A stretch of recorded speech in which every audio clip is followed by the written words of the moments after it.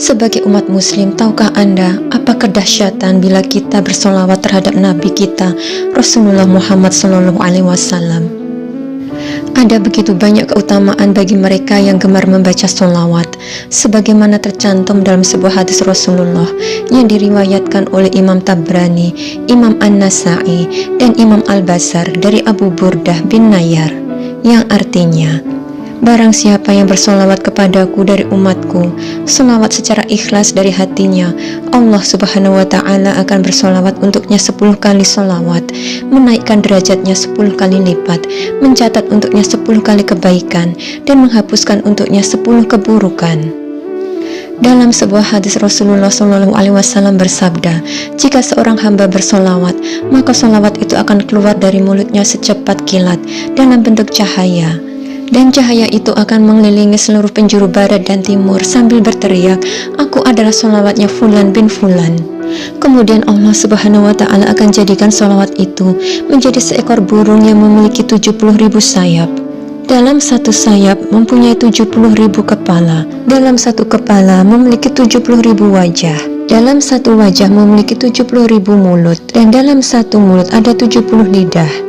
Dan setiap lidah bertasbih dengan 70 bahasa yang pahalanya untuk orang yang bersolawat. Karena begitu dahsyatnya kebaikan dan keutamaan solawat kepada Nabi, para malaikat pun sampai berjanji kepada Nabi Muhammad SAW, mereka akan mengistimewakan orang-orang yang gemar bersolawat. Ada 4 malaikat yang memberikan janjinya itu. Yang pertama adalah malaikat Jibril. Malaikat Jibril pernah berjanji kepada Nabi Muhammad SAW, wahai Rasulullah, barang siapa yang membaca sholawat kepadamu setiap hari sebanyak 10 kali, maka akan aku bimbing tangannya dan akan aku bawa dia melintasi titian Shiratal Mustaqim seperti kilat yang menyambar. Yang kedua adalah malaikat Mikail. Malaikat Mikail bertunduk dan bersimpuh di depan Nabi Muhammad SAW dan berjanji bahwa kelak di Yaumil Mahsyar, malaikat Mikail akan membawakan payung untuk berteduh dan secawan madu dari surga agar umat Nabi Muhammad SAW tidak kepanasan dan kehausan di padang mahsyar. Janji yang ketiga adalah dari malaikat Israfil. Malaikat Israfil tunduk dan hormat kepada Nabi Muhammad SAW, lalu akan bersujud di hadapan Allah Subhanahu wa ta'ala dengan seraya memintakan ampun kepada umat Nabi Muhammad yang ahli baca sholawat. Sujud tidak akan selesai jikalau dosa-dosanya umat Nabi Muhammad SAW belum diampuni oleh Allah Subhanahu wa ta'ala. Janji yang keempat adalah dari malaikat Israel. Malaikat Israel berkata, wahai Rasulullah, bagi mereka yang rajin bersolawat kepadamu, akan aku cabut ruh mereka dengan lemah lembut seperti aku mencabut ruhnya para nabi dan rasul. Di dalam kitab Al-Mustadrak, Syekh An-Nuri jilid 5 halaman 355, hadis ke-72 diriwayatkan bahwa Rasulullah SAW bersabda, di saat aku tiba di langit di malam Isra Mi'raj, aku melihat satu malaikat memiliki 1000 tangan. Setiap tangan memiliki 1000 jari, dan aku melihatnya menghitung jarinya sendiri satu persatu. Aku bertanya kepada malaikat Jibril pendampingku, siapa gerangan malaikat itu wahai Jibril, dan apa tugasnya? Malaikat Jibril berkata, sesungguhnya dia adalah malaikat yang diberi tugas untuk menghitung tetesan air hujan yang turun dari langit ke bumi. Kemudian Rasulullah SAW bertanya kepada malaikat tadi, apakah engkau tahu bilangan tetesan air hujan yang turun dari langit ke bumi sejak Nabi Adam alaihissalam diciptakan?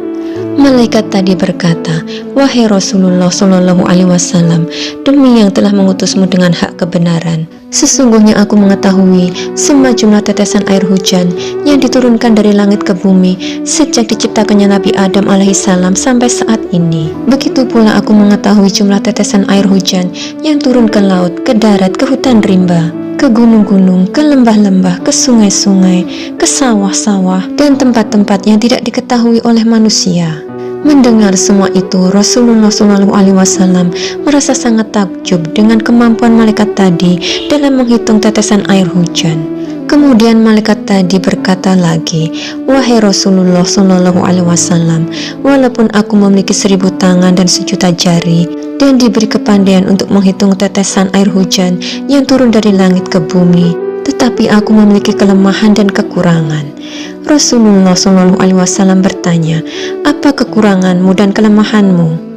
Malaikat itu pun menjawab, kekuranganku dan kelemahanku adalah, wahai Rasulullah, jika umatmu berkumpul di suatu tempat, mereka menyebut namamu dan bersolawat atasmu, maka pada saat itu aku tidak bisa menghitung berapa banyak pahala yang diberikan Allah Subhanahu wa Ta'ala kepada mereka atas solawat yang mereka ucapkan atas dirimu.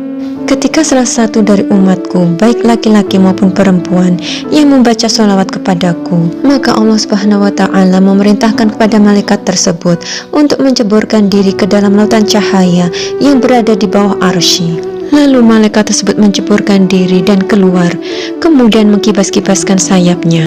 Maka meneteslah dari setiap satu bulu satu tetes. Kemudian Allah Subhanahu wa Ta'ala menciptakan dari setiap tetesnya satu malaikat yang memintakan ampun untuk orang yang membaca sholawat tadi sampai hari kiamat.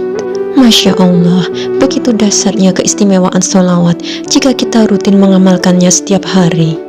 Meskipun Rasulullah SAW telah meninggal, namun ruh mereka masih berada di alam barzah. Dari Anas bin Malik radhiyallahu anhu, Rasulullah bersabda, ruh para nabi hidup di kubur mereka, mereka sholat.